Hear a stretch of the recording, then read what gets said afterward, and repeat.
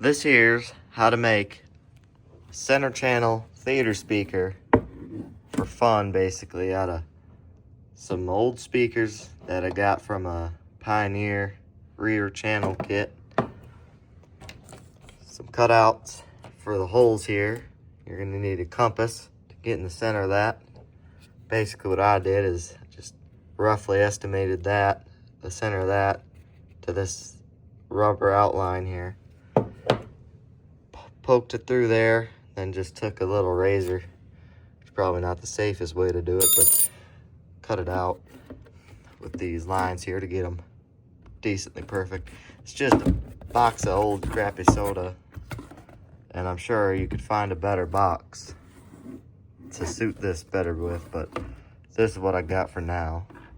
So the step that I'm at now is basically I gotta wire these up, and that's probably gonna be the tricky part with this, but we'll see where we get.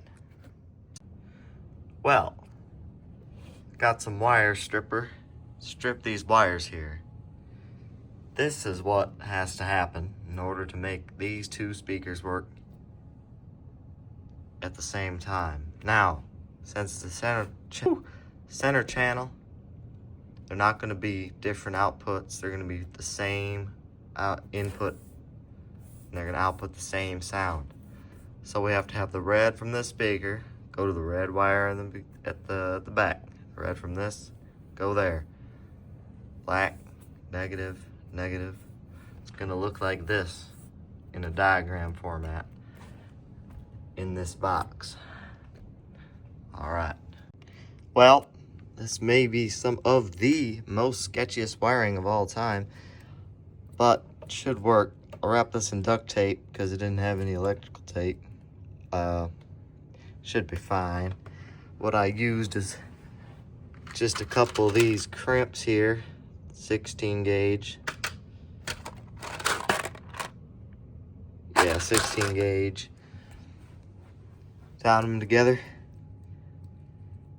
Twisted the two here into this one here for each of them and crimped them together. It worked. Hopefully it works. Should work. Probably be fine.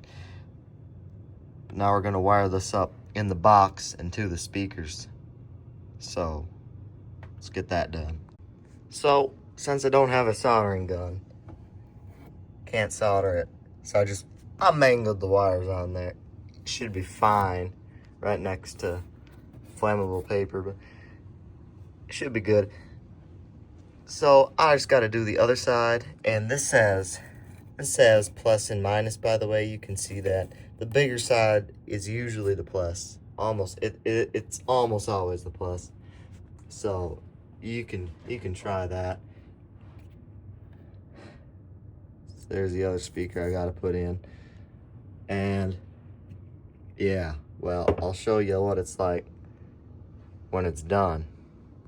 Now we got both speakers horribly wired in there. Got this one wire coming out the back, and I'll be able to plug that into the receiver. That's how it's looking now. I'll probably get the screws in, which came with the speakers that I got it from. I'll probably put those in. Show you that in a second. All right, I got these screws in there lightly. Used a very tiny drill bit. Not sure how well they'll hold, but they're holding now. So looks pretty good in here. I taped this down so if it gets yanked, it won't wreck up any of these fragile wires. Next thing I got to do is just put some cotton balls in here and such to make sure that it's nice and soundish, nice. I don't know. All right, well, I put some cotton balls in there, hopefully help it sound a little bit. Then I'm just gonna tape it shut. We'll give it a sound test. And probably won't sound great, but it's a center, it's for voices and such. So we'll see. Okay, we got it wired up. It's this one in the center here. Put some banana plugs on it, otherwise it's a pain in the ass. Robbed it off of that speaker up there. So now we're gonna give it a test. You can hear it. They're both on about the same volume. They are the same volume. That one's working just standily. Amazing. That speaker's working too.